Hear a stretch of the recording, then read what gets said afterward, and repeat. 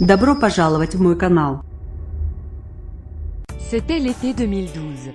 Il faisait beau. France Gall était la rédactrice en chef d'un numéro spécial de gala. Notre journaliste Nathalie Baumgartner raconte. C'est le jour de la première conférence de rédaction. France Gall arrive entourée de son staff, auquel elle a toujours été fidèle. Elle sourit, nous rencontre un par un. Professionnelle, elle est déjà investie dans sa tâche. Pour le sujet de mode, je souhaite explorer les looks de sa vie et les faire réinterpréter par une mannequin. Sa période, sacré Charlemagne, kilt en tartan et chaussettes hautes, sa poupée de cire, poupée de son, avec perfecto et béret les EITs incarnés par musique, ou des branches, en look bleu électrique ou salopette et marinière empruntée à Jean-Paul Gaultier. J'avais préparé une rétrospective en images afin qu'elle me donne son accord sur les styles évoqués. On projette sur grand écran.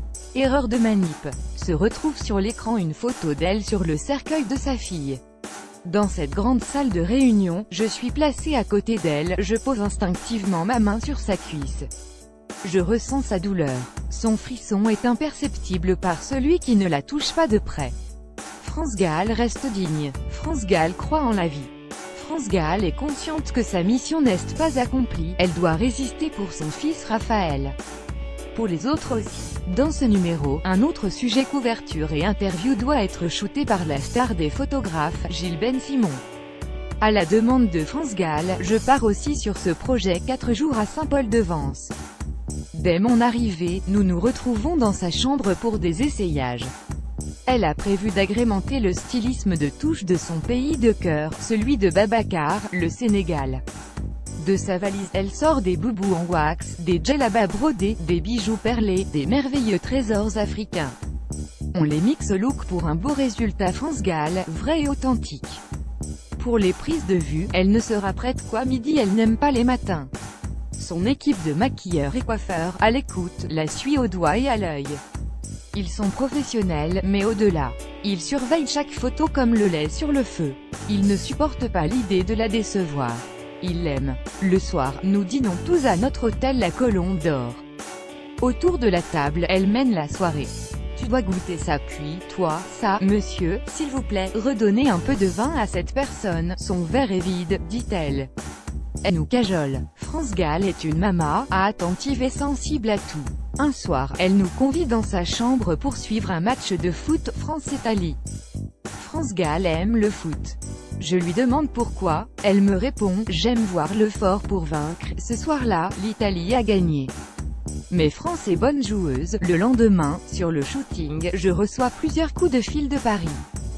J'ai un souci familial. Je m'éloigne, préoccupée. France me regarde, inquiète, puis, elle me demande ce qu'il se passe. Je lui dis que tout va bien, même si ce n'est pas vrai.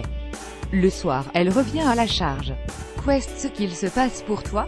Je veux savoir, je suis ta rédac-chef, n'oublie pas, dit-elle, inquiète. Là, je m'effondre et lui raconte. Elle veut que je rentre à Paris. Elle insiste, je lui explique que ça ne changera rien. Je reste alors, chaque jour, elle veille sur moi. Chaque instant, chaque seconde. Elle pose devant l'objectif mais ne me lâche pas du regard. Le shooting se termine, on se laisse en se serrant fort. Pour le bouclage, elle reviendra au journal, chargée de colliers de perles d'Afrique pour toute l'équipe. France, généreuse et reconnaissante. L'an dernier, elle convie toute la rédaction s'est dit une représentation de sa comédie musicale, Résiste, un titre qui fait malheureusement écho au même moment, aux attentats de Paris.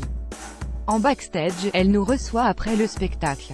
Cela fait 2 ans que je ne l'ai pas revue. Elle ne change pas. France, fidèle, sensible, forte. Il est rare de rencontrer des personnes comme elle. France Gall a dû affronter une série d'épreuves insoutenables. Dur, trop dur. Le décès de Michel Berger, son amour et mentor. Celui de sa fille, Pauline.